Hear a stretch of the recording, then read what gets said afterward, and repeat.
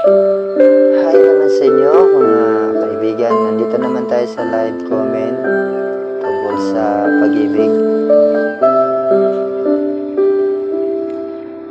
Talaga bang may forever na pagmamahalan?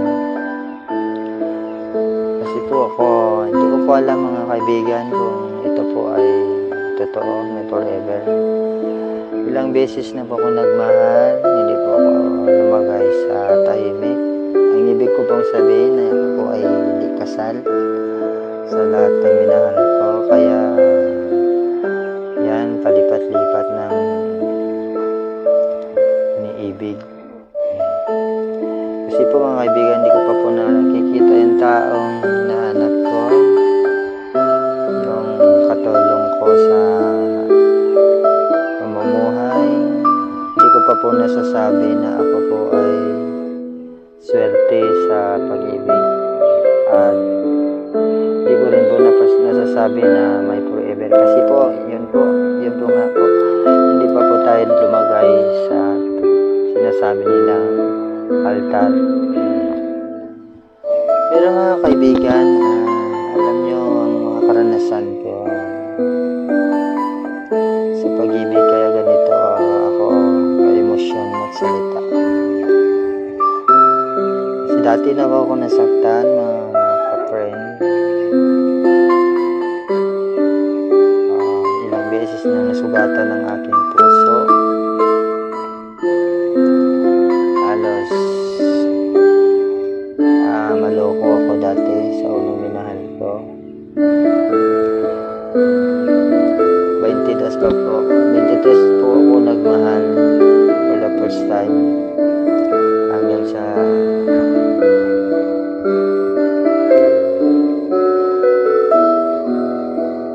lipat-lipat po ako ng pag-ibig. Yun po ang first time na nanakit sa loob ko. Masyado pong masakit. Kaya natuto na ako. Hindi na ako nasasakal.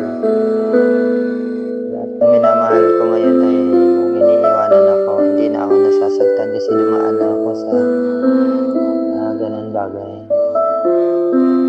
Alam ko na kung ano ang mahalaga sa mga tao, ibang tao. Hindi naman ako nagkulang ng mga friend. May trabaho naman ako, nabubuhay ko naman sila na maayos.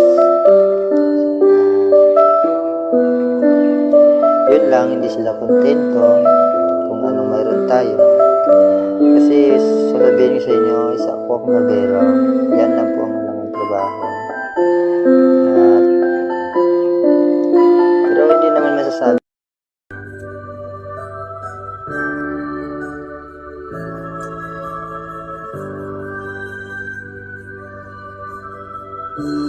Kay sakit isipin na ika'y mawawala dito sa piling ko.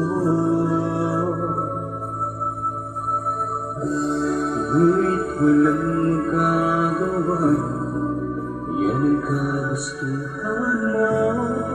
Sana ay lumigaya ka.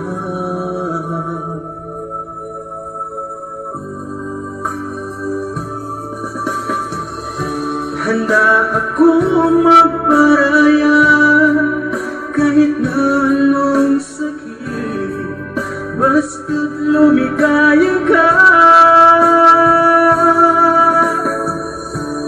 Lagi mong isipin na ako'y nandirito, laging karamay mo.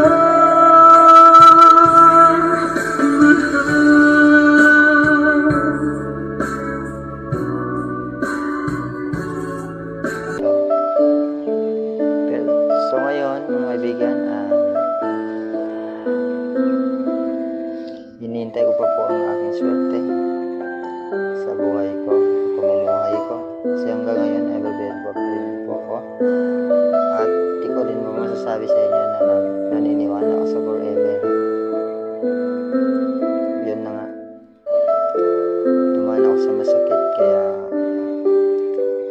masyadong saktan na.